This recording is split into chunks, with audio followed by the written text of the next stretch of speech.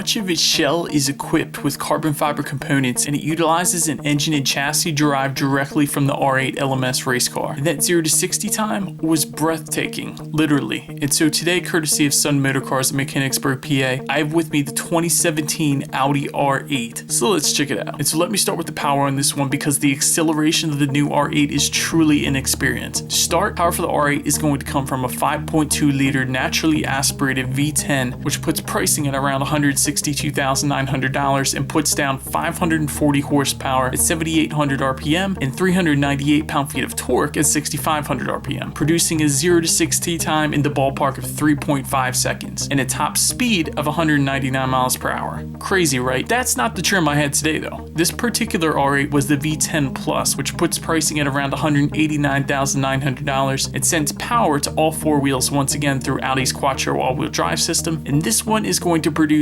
610 horsepower at around 8,200 RPM and 413 pound-feet of torque at 6,500 RPM, with the 0 to 60 time of around 3.2 seconds and a top speed of 205 miles per hour. And so to get the R8 to churn out that extra power, engineers designed a new fuel injection system, reworked the air intake and also the exhaust. And by the way, to pop that engine cover, the button is actually going to be located just behind the driver's seat, since this is a mid-engine car. But anyway, since I've covered the 0 to 60 times, watch how quickly here the gauges hit 60 during this acceleration here at the dealer's closed off track.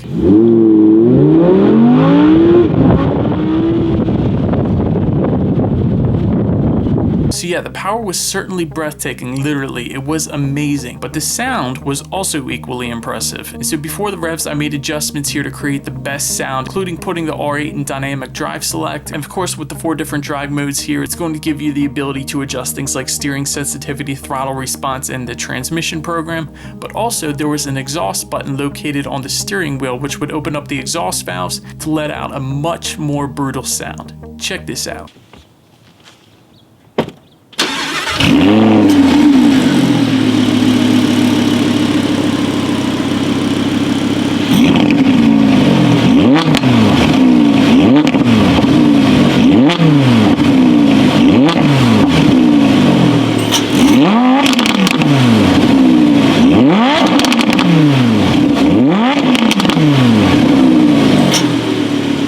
Crazy, right? So when it comes to the Mpgs, they come in at 14 in the city and 22 on the highway using premium fuel. And the R8 is going to come with the capless fuel system, so there's not going to be any cap trying to scratch up the carbon fiber there. But anyways, let me move on to the outside, because the new R8 is stunning. To start, the body uses the R8 ultra lightweight material, including this carbon fiber lip up front, which puts the car at a curb weight of 3,649 pounds for the V10 and 3,572 pounds for the V10 Plus. And of course, the V10 Plus is going to be lighter because it incorporates a lot more carbon fiber than the V10 would. And so up front, the R8 sports Audi single frame grille in a gray gloss finish. Then to the sides, there were full LED headlights, which are also automatic with high beam assist as well. Then around to the side, the R8 comes standard with 20-inch double 5-spoke wheels in a titanium finish. However, this particular R8 had the optional $1,500 10-spoke design wrapped in summer performance tires, of course. And those tires were so freaking wide, so freaking nice. And I gotta say, while I'm typically a fan of the double 5-spoke design, this 10-spoke design setup worked perfectly on this one. And just behind those wheels were Audi ceramic brakes, which sized up at 15 inches in the front and 14 inches in the back. Then continuing on, there were plenty of carbon fiber touches as well around the side, like the mirrors for instance, which came with integrated turn signals of course, but then also just behind the window and also just behind the door as well was also sporting carbon fiber. Then the carbon fiber continued around back with that rear wing, which was an addition that came with the V10 Plus of course. Also around back was LED taillights, rear fog lights, those awesome twin trapezoidal exhaust outlets, and a carbon fiber rear diffuser between it all. But now let's check out the interior, because that was definitely equally impressive. To start, the key was very heavy, which I definitely was a fan of because it definitely felt high quality.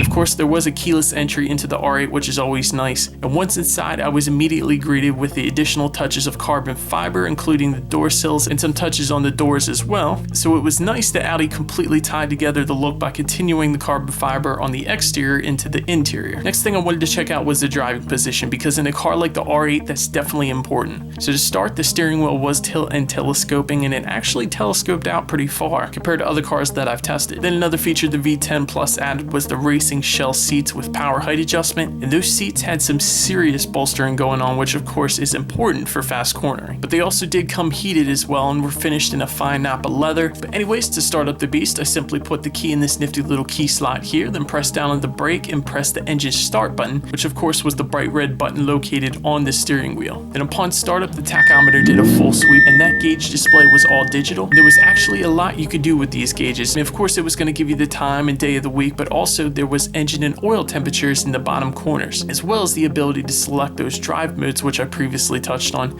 And by the way, to control the info screen here, there's a circular dial located just behind the shifter, which works basically like every other Audi, so I definitely found it easy to use. But then there was also fuel consumption information, some trip details, MPG numbers, a bunch of audio information like the radio settings, Bluetooth info, and of course the navigation info, which uses Google Maps, which I'm a huge fan of. Alright, and so with these gauges, there is also a button labeled view located on the left side of the steering wheel, and so with that, you actually have the ability to change up the display of the gauges as well. So if you wanted to view more of the navigation information rather than the tachometer, you can do that by simply pressing that one button. And of course, there was plenty more information as well, like various vehicle settings, and there was the audio settings where I could have adjusted things like the bass and other info. But by the way, the sound system here comes with 140 watts and 5 speakers. However, today's R8 is equipped with the optional Bang & Olufsen sound system, which is priced at $1,900. But anyways, next I could also view the different radio station options, media information, or the voice activated navigation system. Then moving on, the climate control buttons were located front and center in front of the shifter, and I thought this was actually a pretty cool setup here for that. And then the shifter itself was finished with the leather shift boot with carbon fiber surrounding all the controls. And then also worth noting, the headliner was finished in a black Alcantara, which definitely made this feel even more like a race car. And there was also additional storage behind those front seats as well. And speaking of storage,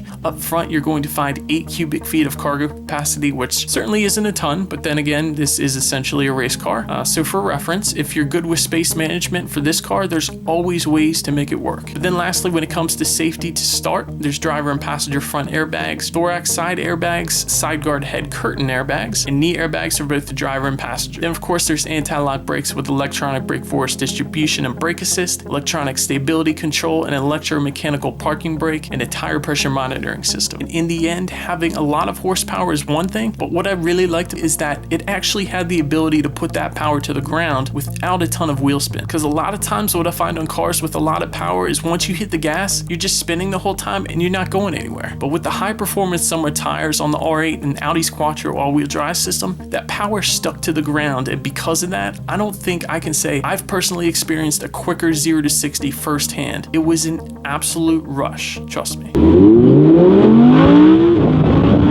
Thank you guys so much for watching. Be sure to like the video and subscribe, and I'll see you in the next one. Stay gold.